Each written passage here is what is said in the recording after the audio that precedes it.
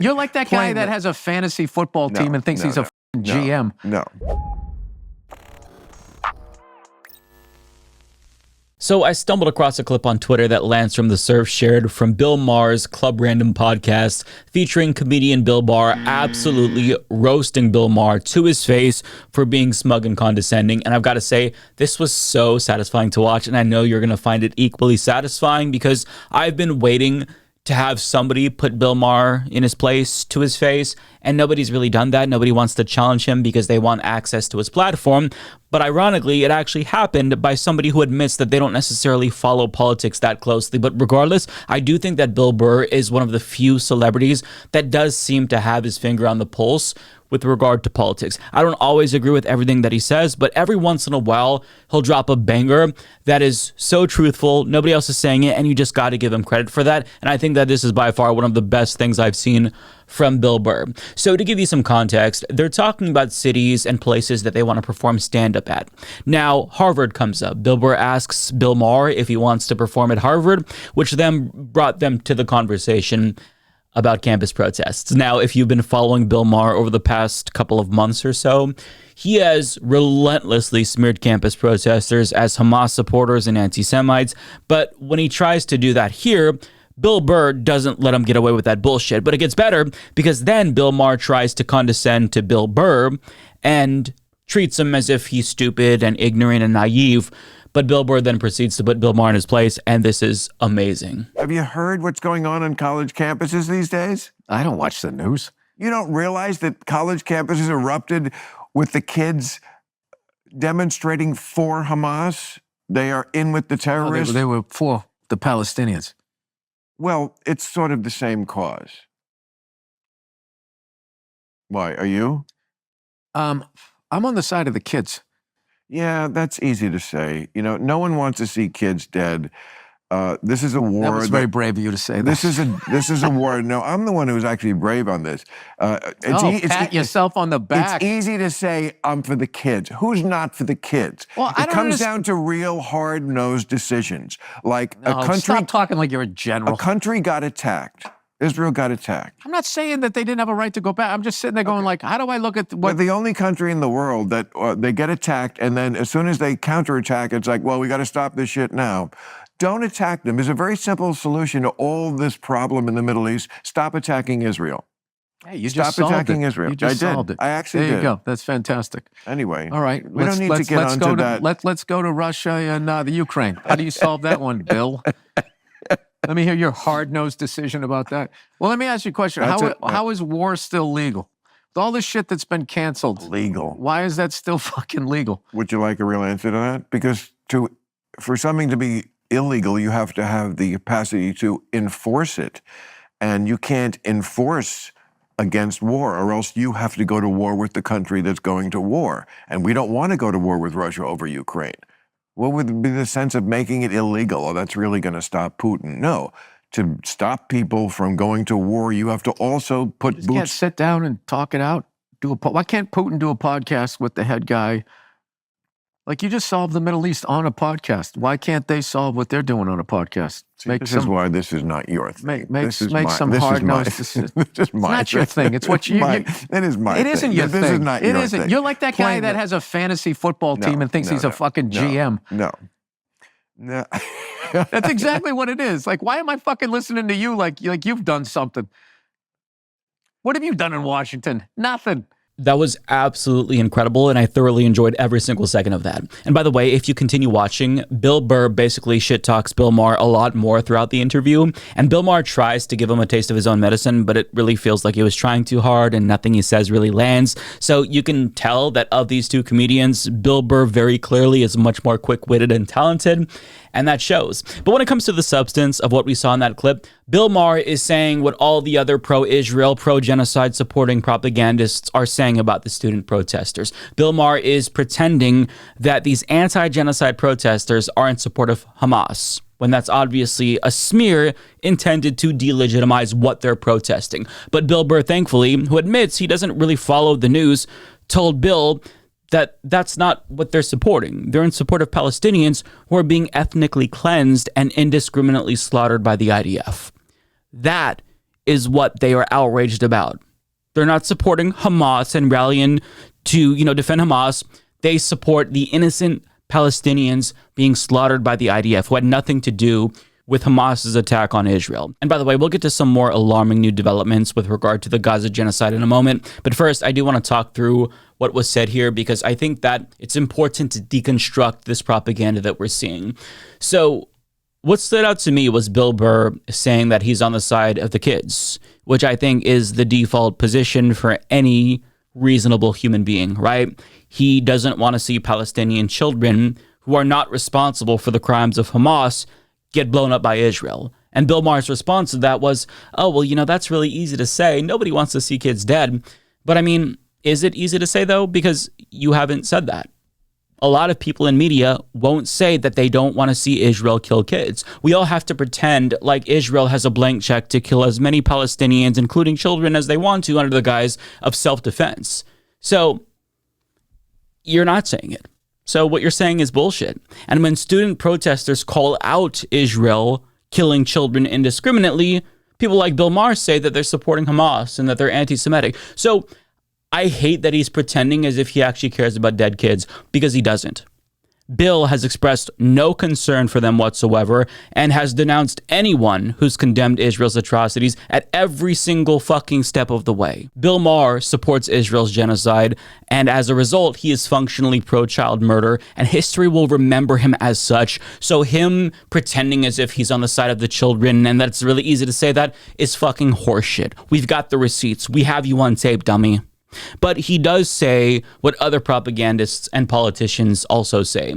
He blames the victims and says that the simple solution is to just stop attacking Israel. But this is ignorant for a multitude of reasons. So first of all, Hamas represents 30 to 40,000 people out of a population of 2.3 million.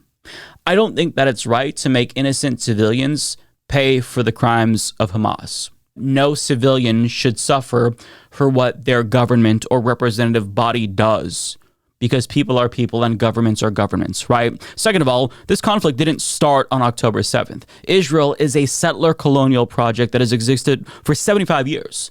There's a system of apartheid in the West Bank and an open-air prison in Gaza. No human being on the planet is just going to sit back and accept the status quo in perpetuity. But that's what racists like Bill Maher expect. And I say this because when they resist violently, they're condemned, of course, but when they also resist peacefully, they're still condemned.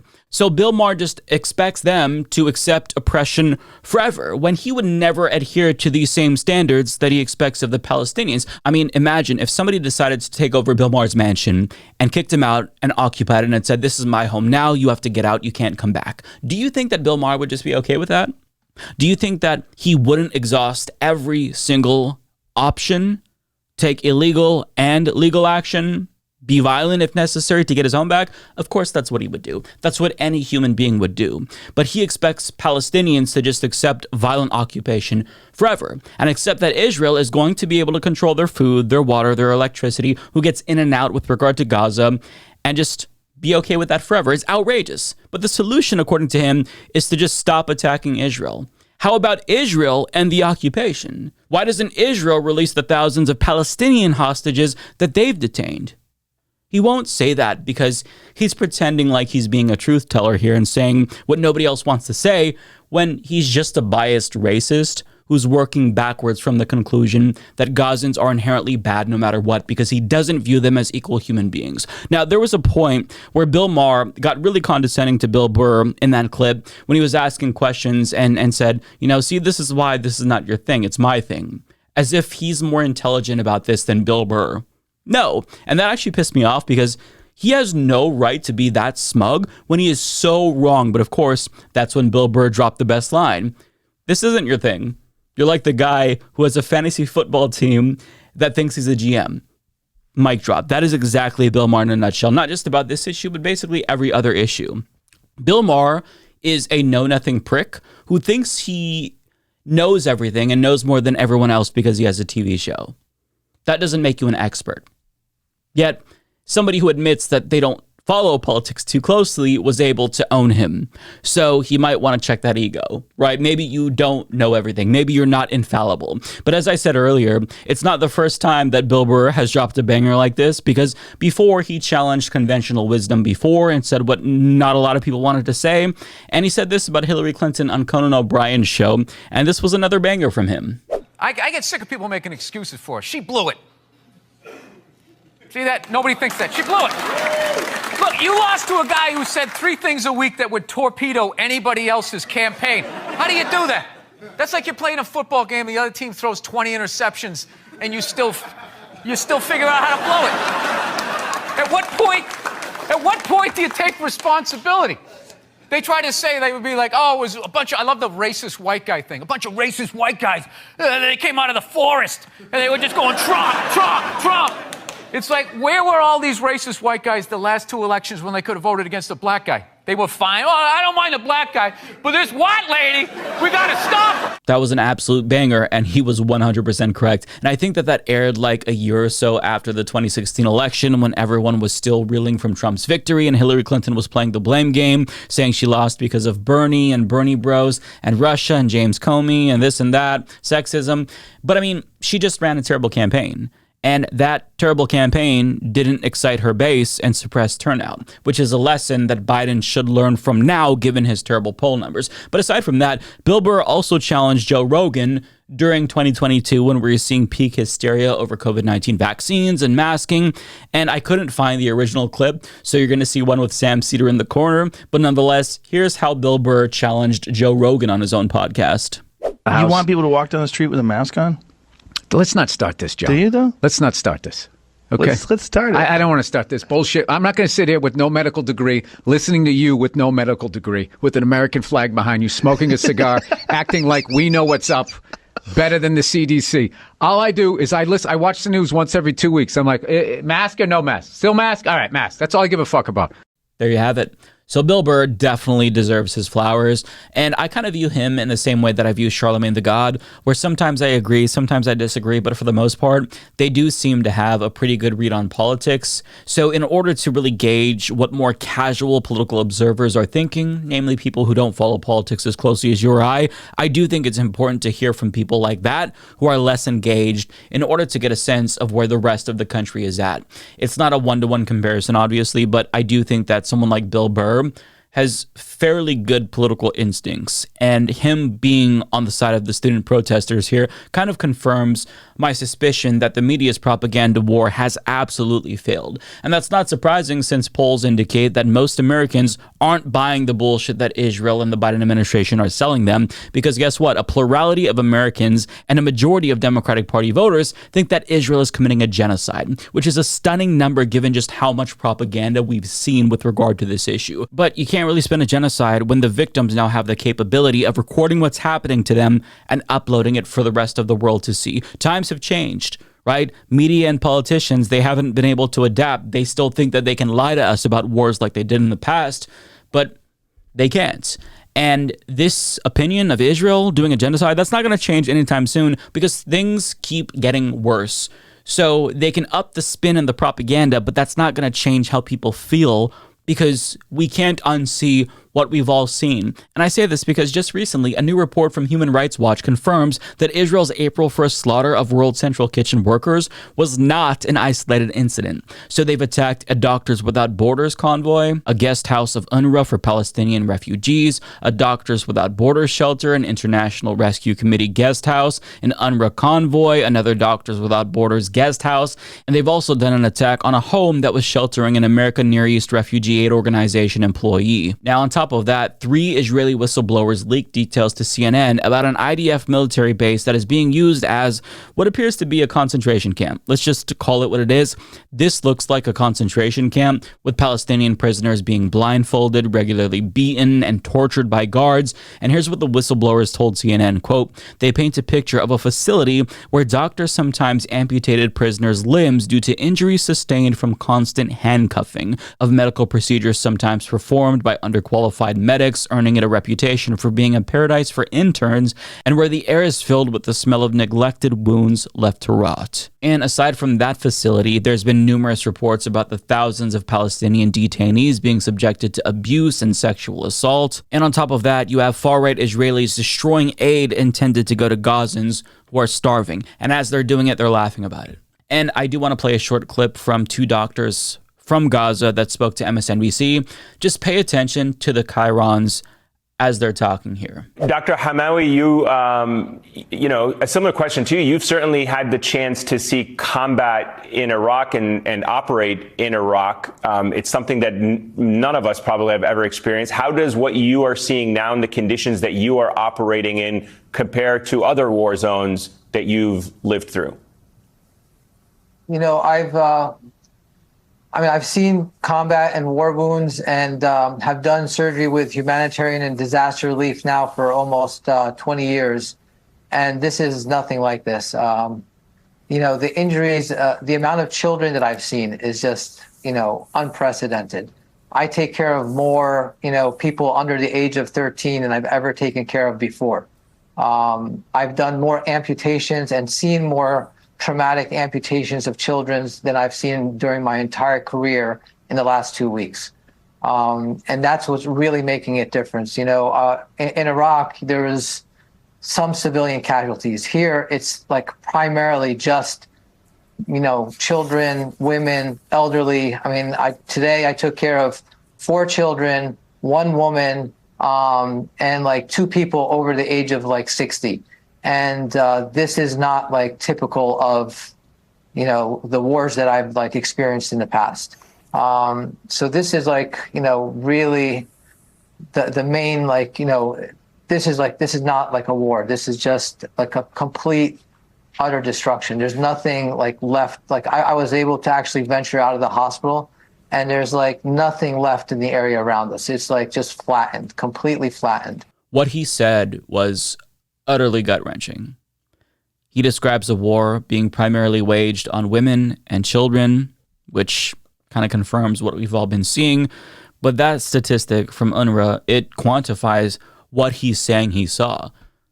37 mothers in Gaza are killed every single day, and a child in Gaza is killed every 10 minutes. Every 10 minutes. Nobody can look at that number, see the footage that we're all seeing, and convince themselves that that's just Israel defending themselves. Maybe they're telling themselves that because cognitive dissonance, you know, it's too strong for them to fight past, but you can't witness what we're all witnessing and say this if you're honest. We're the only country in the world that they get attacked, and then as soon as they counterattack, it's like, well, we got to stop this shit now. Don't attack them. There's a very simple solution to all this problem in the Middle East. Stop attacking Israel. That's complete bullshit. As dumb and out of touch as Bill Maher may be, even he knows deep down that he's wrong. And that goes for every other politician and propagandist saying the same shit that he's saying as well. They know that this is wrong, which is why they never grapple with the reality and they dance around the genocide by invoking anti-Semitism or obfuscating with distractions regarding college students and whatnot, because they can't actually deal with the reality of what we're all seeing on the ground, of what's happening. But they know what they're doing and what they're saying. They know what they're defending. And in 10 or 20 years or so, when they admit that we were right, once they can safely say that genocide is bad and it's okay for elites to be honest about the atrocities they're supporting, we should all remember the cowardly stances that people like Bill Maher took and never let these disgusting genocide supporters live that down.